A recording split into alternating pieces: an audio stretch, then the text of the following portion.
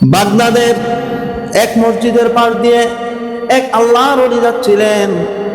যাওয়ার সময় মসজিদের মিনারা থেকে আসরের আজানের আওয়াজ ভেসে আসলো। আল্লাহর ওলি ভাবলেন, এই মসজিদে আসরের নামাজটা আদায় করে যাই।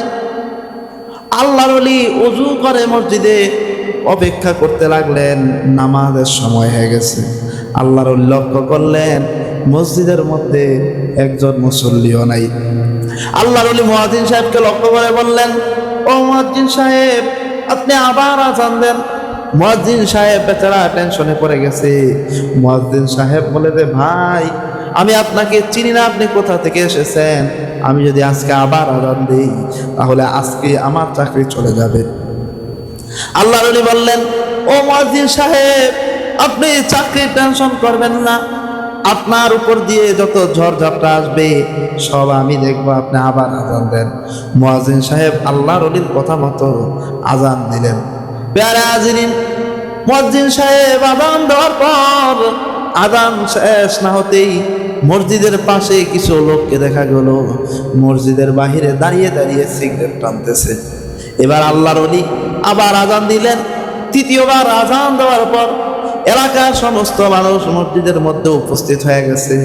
এলাকার মানুষ মুয়াজ্জিন সাহেবকে লক্ষ্য করে বলতেছে, ও মুয়াজ্জিন সাহেব, আজকে কি হলো বুঝলাম না, মসজিদে 3 বার কেন আজান হলো?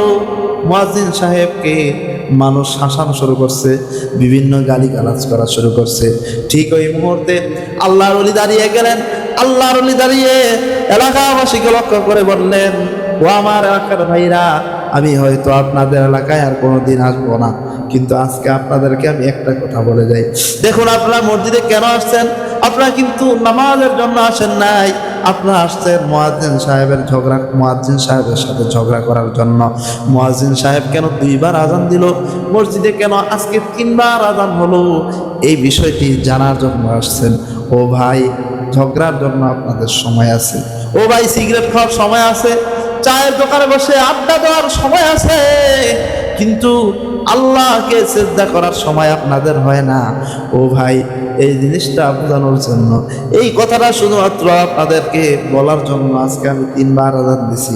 মুয়াজ্জিন সাহেবের কোনো দোষ নাই, আমি মুয়াজ্জিন সাহেবকে আবার পুনরায় আজান দিতে বলেছি। মোহতারাম হাজিরিন, আজকে আমাদের অবস্থাও তাই হয়ে গেছে। আমরা মোবাইল টিপার সময় পাই, মোবাইলে ফেসবুকে সময় দিতে পারি, ইউটিউবে ভিডিও দেখার জন্য সময় দিতে পারি, অনৈতিক কাজ করার জন্য সময় দিতে পারি, গুনাহের কাজে সময় দিতে পারি। আমরা টিভি দেখার পিছনে ঘন্টায় ঘন্টায় সময় দিতে পারি, মোবাইলে ইউটিউবে ভিডিও দেখতে দেখতে সারা রাত পার করে দিতে পারি, কিন্তু আমাদের আল্লাহর সামনে সিজদা দেওয়ার জন্য একটু সময় হয় না, নামাজের জন্য একটু সময় হয় না।